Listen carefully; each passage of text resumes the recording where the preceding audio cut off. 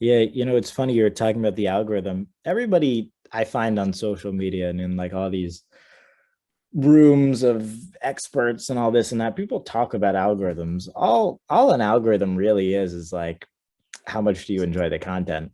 It's not that complicated. People are like making this sound like there's a supercomputer the Not size of rocket science, Nebraska. literally, You right? know, it's simple, man. Like, do you have a solid click through rate? A lot of that's going to be titling and thumbnailing. But once you have them there, do you get the watch time? You know, you can just because you have a cool thumbnail doesn't mean you're going to get it's not going to work. You have to keep them there. And are people going to share it? That's it. Yeah, and that's true on every platform. Like that's YouTube, Every that's TikTok, that's Instagram, that's, Snapchat because you grow from people sharing it. You know, Twitter. That like literally every platform it's is those three gonna be things. It's based not on that the hard. same things.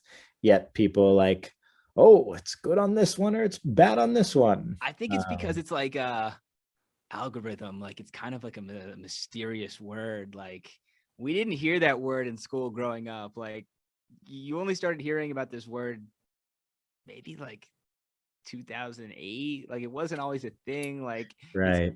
it's the word itself is kind of like, oh, what is that? That sounds really smart. Totally. No, it's the only thing I will say that is true though is whether a platform is content deficient or sufficient.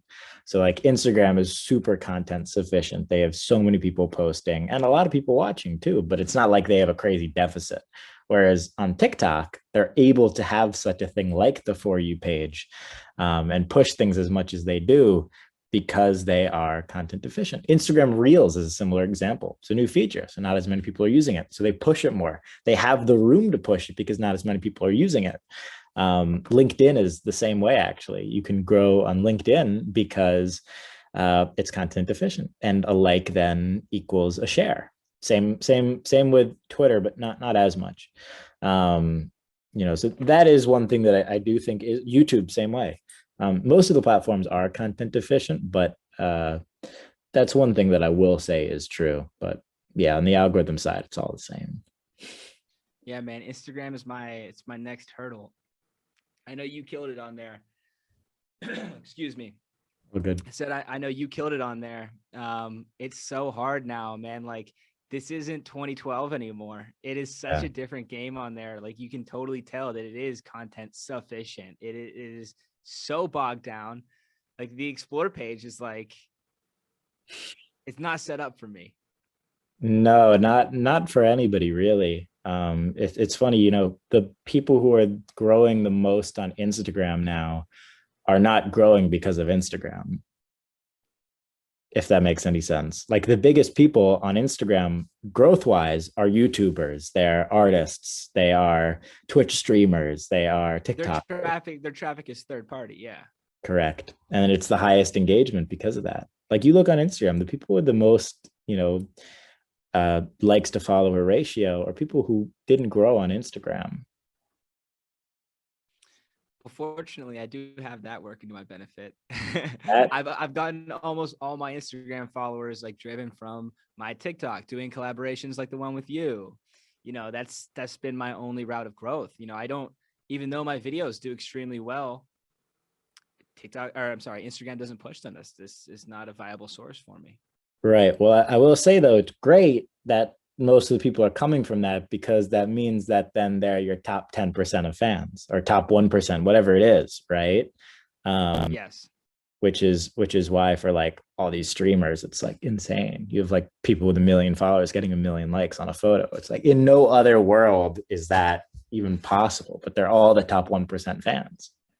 I actually haven't thought about that. That's true, though. I think that's one of the reasons why I talked about the live show I do on Instagram right now. I did a quick episode before I hopped on.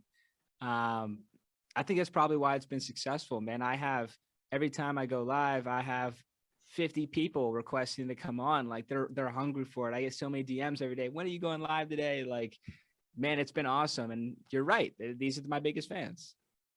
Yeah, I think that's honestly how it should be. It's like nobody wants people who like don't really care. I think that's sort of like followers is such a vanity metric. It's so you know ridiculous in most cases. I've seen people with 1 million followers on Instagram and their comments are just like people hating on them. But it's like, How why about would this? you want that?